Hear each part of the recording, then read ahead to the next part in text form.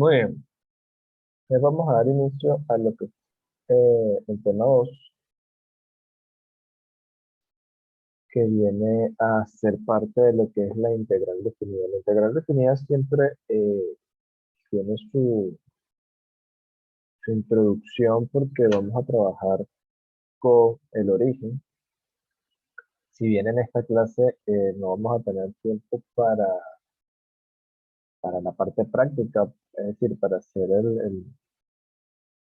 la representación de cálculo de lo que vamos a hacer, se les va a dejar inmediatamente después de la clase un ejercicio resuelto, sencillo, para que ustedes sobre todo vean el paso a paso, lo trabajen el fin de semana, porque por supuesto como estaba inicialmente esto programado, eso sí iba a ser el día martes para que ya el día de hoy pudiéramos trabajar un poco eso. Pero bueno, hacemos la misma extensión hasta el día martes y así también ustedes tienen más tiempo y pueden trabajarlo directamente en casa porque así es un poco entre complicado y hacer toda la especificación de detalle puede ser muy laborioso también. Y por esa razón, bueno, lo van a tener como un ejercicio resuelto, explicado a la medida de las posibilidades. Entonces, Carlos ya me facilitó el ejercicio, yo le voy a hacer unos arreglos y lo voy a publicar. Entonces, ¿qué es lo que vamos a trabajar? Vamos a comenzar a trabajar o a ver eh, ¿cuál es la agenda que tenemos para este tema 2? Recuerden que para la siguiente evaluación viene o está constituida por lo que sería tema 2 y tema 3, es decir, las bases, simplemente bases de la integral definida y la integral impropia. Para la integral definida vamos a trabajar con el concepto de sumatoria, que después lo vamos a retomar para los temas 5 y 6. Es bien importante que algunos conceptos queden claros. eh, la definición o el concepto de sumas de Riemann, que son los que dan origen a la integral definida. Vamos a ver el concepto de área asociado a la integral definida y los dos teoremas fundamentales del cálculo integral. Estos dos teoremas fundamentales van a, van a ser la base para el cálculo uno, bueno, el dos, segundo teorema de la integral definida. El primer teorema para el cálculo de primitivas a partir de lo que es una función asociada. Todo está relacionado con trabajo que se puede hacer de forma analítica, que se puede calcular. Luego vamos a seguir em, con las propiedades, dentro de estas propiedades, que es donde el punto hasta el cual espero que se pueda llegar hoy. Hay unas propiedades elementales y hay propiedades de cálculo. Entre las propiedades elementales lo vamos a ver así como se han visto propiedades de la integral indefinida o han visto ustedes propiedades de otro tipo de funciones. Vamos a ver cuáles son esas propiedades o características que puede tener la integral definida que se usen para facilitar los cálculos y es donde ustedes tienen que prestar atención porque eh, si bien en algunos casos el trabajo que pueden realizar eh, puede estar correcto, no es lo que se está buscando. Se está buscando precisamente que ustedes sepan trabajar esas propiedades de la integral y las puedan aplicar para reducir el tiempo.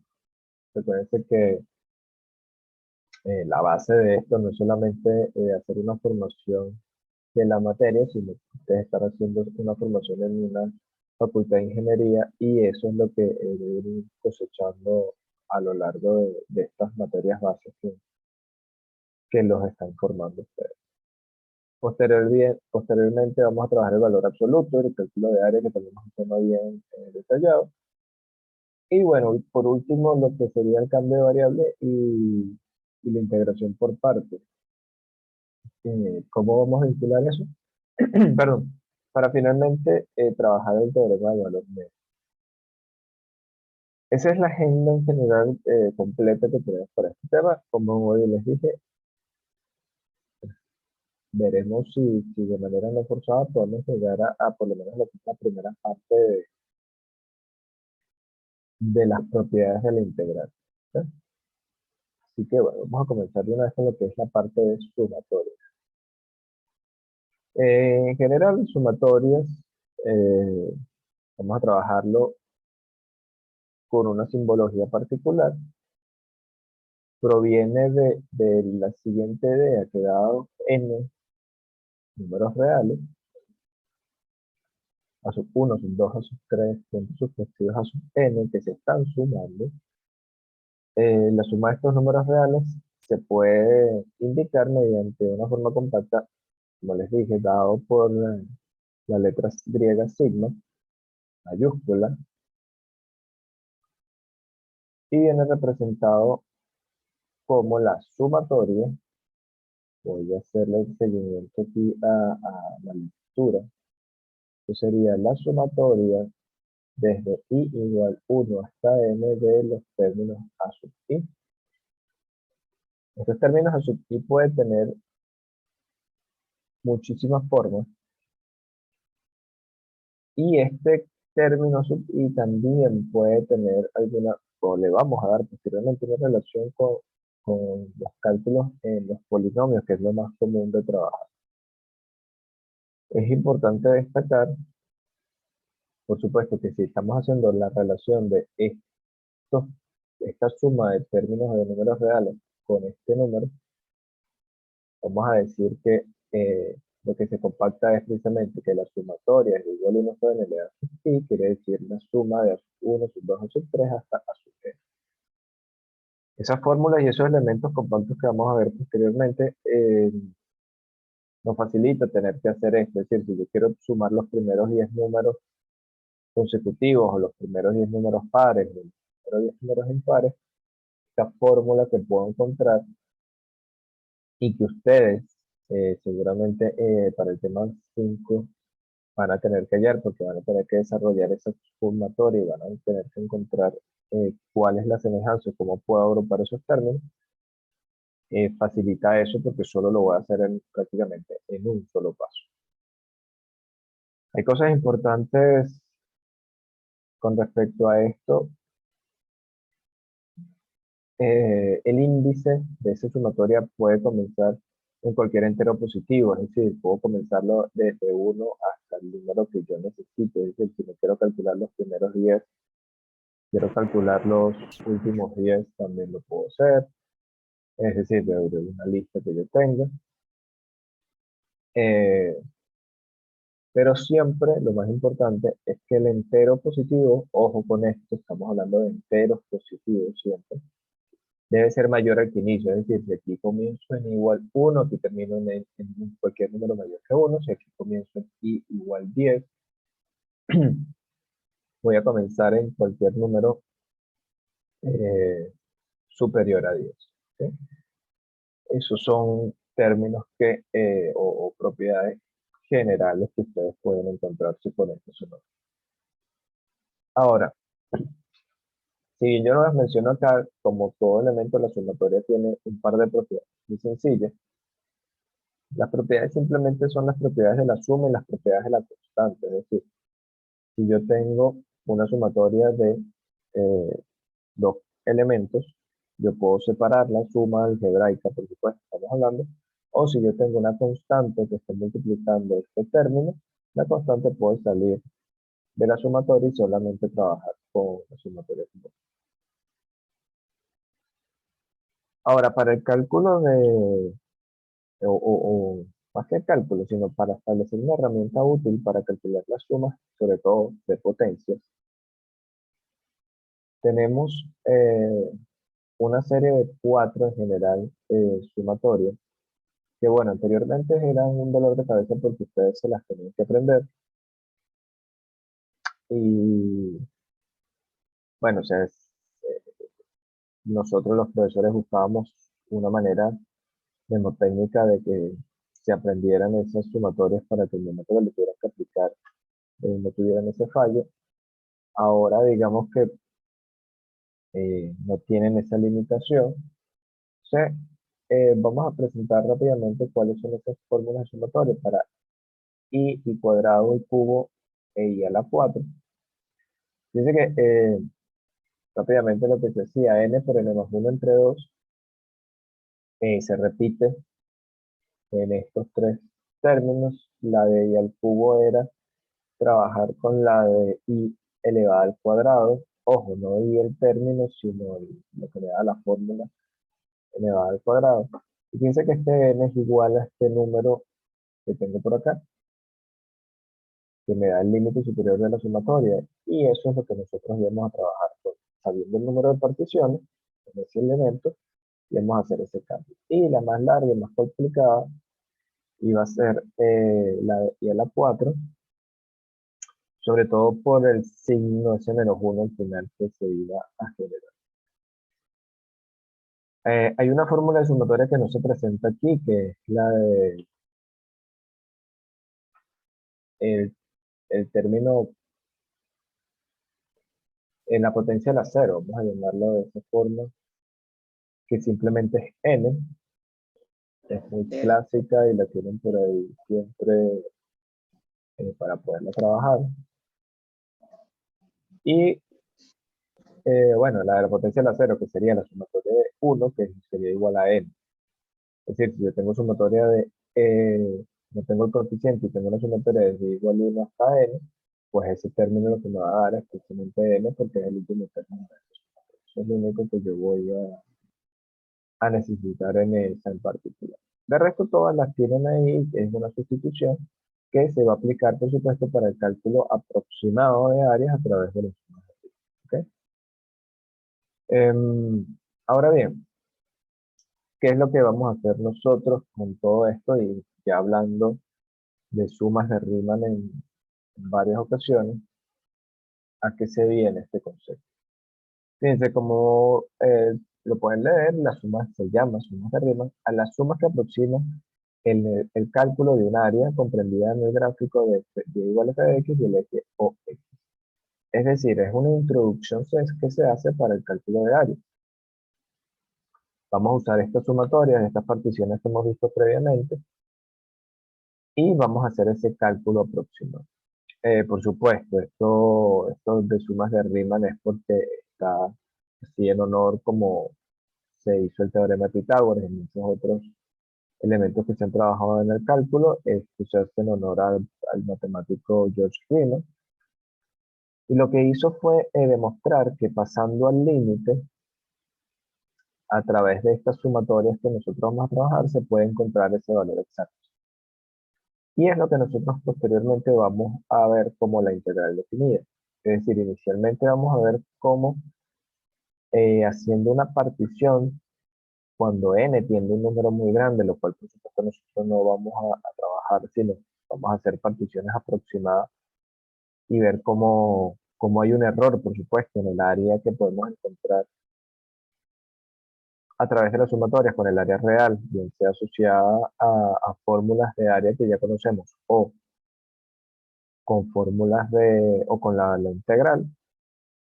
Vamos a ver que estas sumas se trabajan con algunas particularidades, es decir, que la función es continua y positiva en un intervalo cerrado, y que adicionalmente esa suma, como dice aquí, que me genera esos términos con la curva y igual a f de x y el eje OX, es decir, no estoy tomando particularidades de qué sucede si por debajo de esa función tengo otra función, no, simplemente la estoy limitando con una base lineal, que es como si fuese la base de un rectángulo, y lo que estoy cambiando es la parte superior también. Por supuesto, el error va a depender de cómo sea esa función.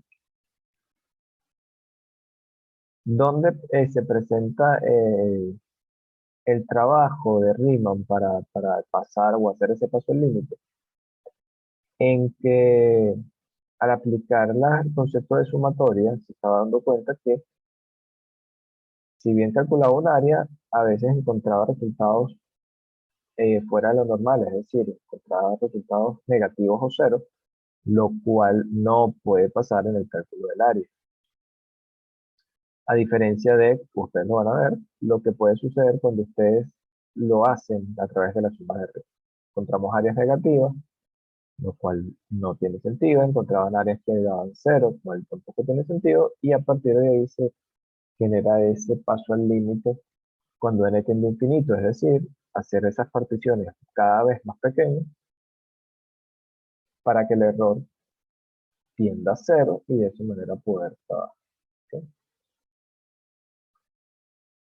Ahora bien, ¿qué es lo que me dice este concepto de las sumas de Riemann?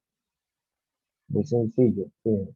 Eh, si f es una función continua y positiva, ojo con esto porque es una particularidad que tiene la suma de Riemann, una función positiva, en un intervalo cerrado AB, si bien no se especifica, pero aquí lo ven con corchetes, por lo tanto ya estoy asumiendo con un intervalo cerrado.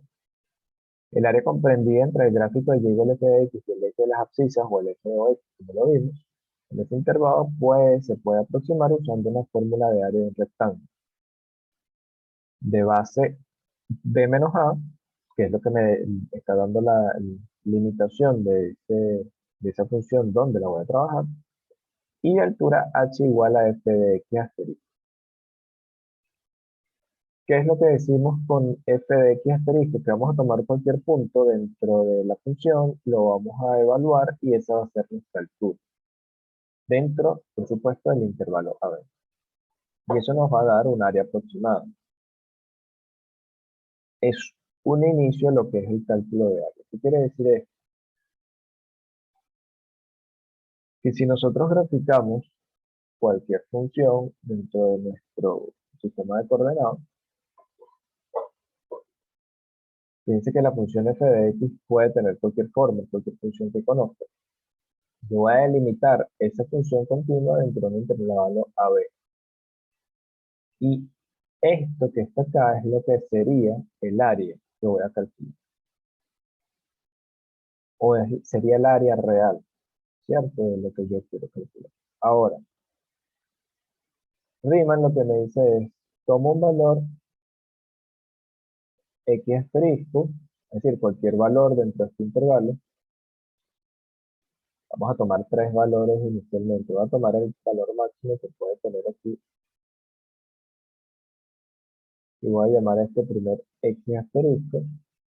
Lo que me dice es, bueno, para calcular esa área, tú vas a tomar ese valor, lo vas a evaluar en la función y vas a calcular el área que te da este rectángulo. Entonces fíjense que, ¿qué sucede? Si nosotros lo hacemos a partir de esa aproximación, vamos a tener un valor que es por exceso, es decir, si bien vamos a tener un valor aproximado, pero vamos a estar calculando,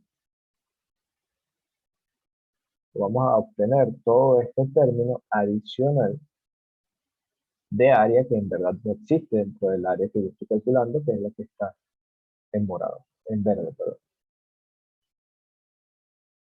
¿Cuál es otra opción? Bueno, otra opción muy sencilla es decir, bueno, no puedo tomar ese valor, voy a tomar cualquier otro valor que esté dentro de ese intervalo y por ello voy a tomar este valor que está acá.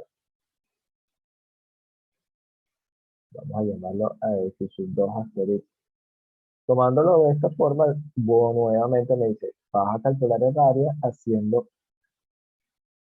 un rectángulo de base b menos a y de altura de x. Vamos a hacer f de x asterisco. Por lo tanto, voy a calcular esta área que está acá. Fíjense que ahora lo que me queda para calcular es toda esta área. Y en esta ocasión estoy calculando un área o un rectángulo por defecto, porque me falta incluir toda esta área que está por encima de esta. Esa es la introducción de lo que está haciendo Riemann para hacer el cálculo de área. ¿Cuál es el siguiente paso luego de esto? El siguiente paso luego de esto es eh, en lugar de hacer el cálculo de un solo rectángulo, es hacer particiones. Y esas particiones de varios rectángulos, lo que hago es sumar esos rectángulos. Y a partir de ahí es donde viene esa sumatoria. En lugar de sumar términos, vamos a sumar son áreas, que vamos a tomar como, por supuesto, siempre un punto inicial B, un punto inicial A, un punto final B, y vamos a tener valores X sub y en el medio que nos van a permitir tener esas bases de todos esos rectángulos que nosotros vamos a trabajar. ¿Ok? Ese es el punto de partida. ¿Qué es lo que vamos a hacer? Bueno, vamos a partir esa, mejor dicho, a seccionar esa área en n rectángulos. Y va a tener una sub 1, sub 2, sub 3, a n áreas de rectángulos que ahora voy a sumar.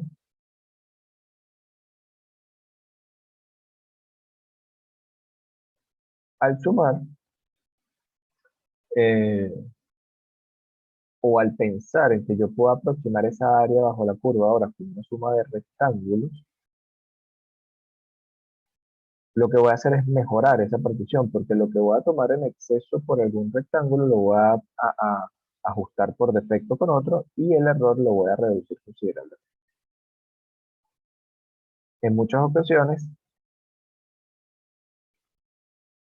trabajando con sumatorias de rimas, encontramos una aproximación bastante buena de un área sin necesidad de hacer el paso a la integral. Y van a ver algunos ejercicios propuestos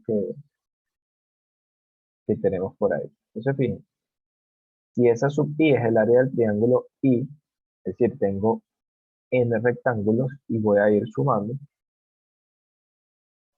por definición, como lo vimos previamente, esa área va a ser un ancho por una altura i. Nosotros lo que vamos a hacer es definir dónde voy a hacer ese corte. Es decir, ese rectángulo o esa partición que vimos anteriormente, ahora en lugar de hacerlo una sola vez para tomar una sola altura, lo voy a hacer n veces para tomar n alturas y n bases para sumar todos esos rectángulos que vamos a trabajar. Entonces, fíjense, la nomenclatura que nosotros vamos a trabajar es la siguiente. El ancho de esos rectángulos van a ser delta x, y al sumar todos esa delta de x, que luego cuando vayamos a trabajar la integral, vamos a ver cómo esos delta de x se van a convertir en diferenciales de x.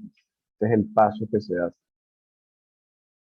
Que no son más que dividir eh, el ancho completo o el intervalo cerrado en el cual estoy buscando esa área entre el número de particiones, es decir, b menos a entre n. Ese va a ser mi ancho. Para hacer particiones, o mejor dicho, para facilitar el trabajo, vamos a hacer que ese ancho sea igual para todos los rectángulos que vamos a trabajar. Si divido en n rectángulos, entonces de esta manera encuentro de manera muy sencilla la cantidad de rectángulos que voy a trabajar y el ancho va a ser igual para todos. Y en cuanto a la altura, que va a ser, para cada rectángulo va a ser f de x y asterisco, se van a calcular mediante un punto dentro de ese rectángulo, siempre evaluando la función. ¿Cómo nos va a quedar esta fórmula luego de todo el trabajo algebraico? Nos va a quedar entonces que esa área va a ser una aproximación desde una sumatoria desde igual 1 hasta n de f de x sub y asterisco, que van a ser las alturas, por la base de cada uno de esos delta, que van a ser b menos a entre d. Fíjense que no coloco el subíndice porque ya son fijos, no voy a cambiarlo, va a ser el mismo delta para cada uno de ellos. Simplemente va a cambiar dependiendo de la altura que yo vaya a colocar.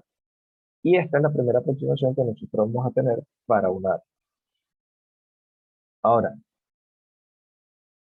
¿qué sucede en este punto? En este punto sucede que nosotros vamos a poder encontrar para esta f de x y asterisco tres eh, posiciones básicas de decir cuál es el valor que quiero encontrar o que voy a usar para calcular esta función evaluada dentro de mi partición.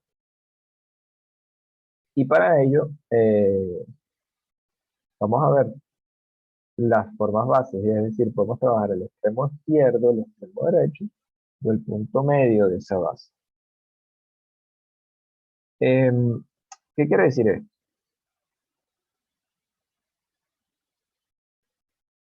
Quiere decir que si retomamos, voy a retomar de manera manual aquí el gráfico que habíamos hecho. Si yo retomo, tengo la función, cualquiera que ella sea, dentro del intervalo a b.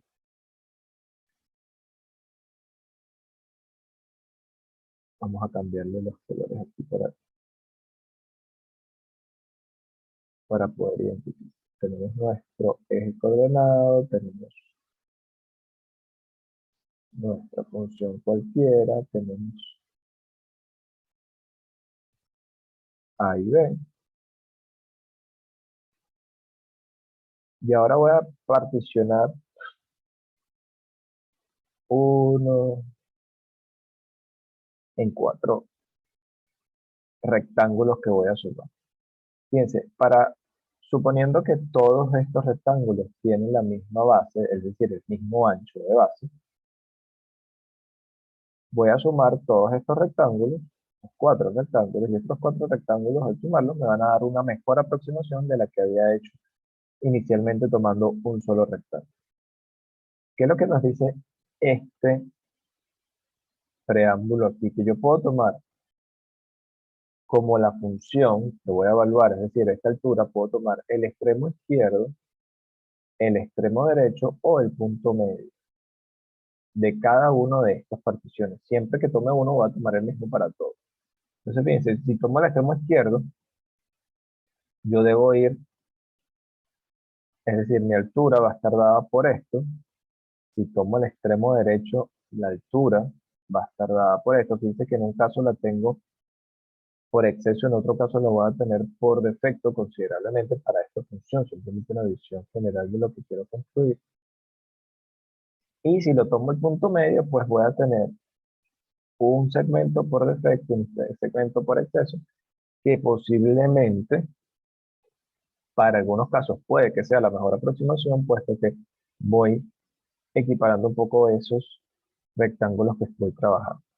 Esto es lo que nosotros vamos a trabajar en forma general. Si tomo uno para, es decir, el extremo izquierdo, el extremo derecho, para todos los rectángulos van a ser iguales. ¿Ok?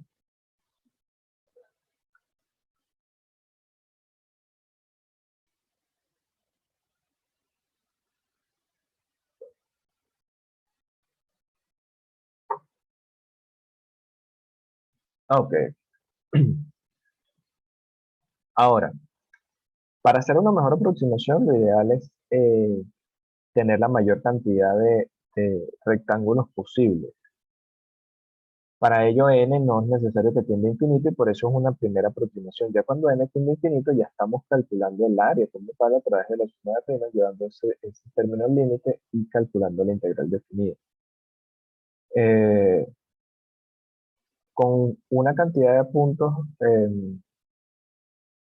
decente, cuando hablamos de una cantidad de puntos decentes es una partición que para algunas funciones puede o que no pueda necesariamente tener una buena aproximación, pero a veces se toma valores entre 6, n igual 6, n igual 10, se consideran a veces aproximaciones buenas para hacer la introducción del cálculo de área a través de las sumas de Riemann.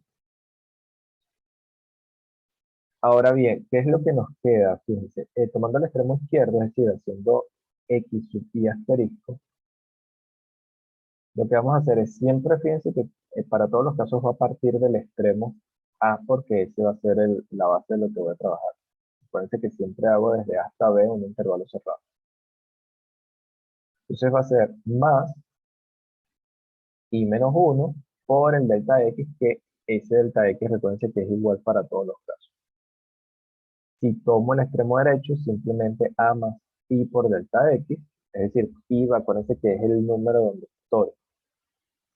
Es decir, la partición donde estoy, la sumatoria es desde igual 1 hasta n, por lo tanto va a ser ese extremo igual 1, entonces A más ese delta, ese va a ser donde voy a tomar y va a ser el extremo derecho. A menos el delta, es decir, desde igual 1, 1 menos 1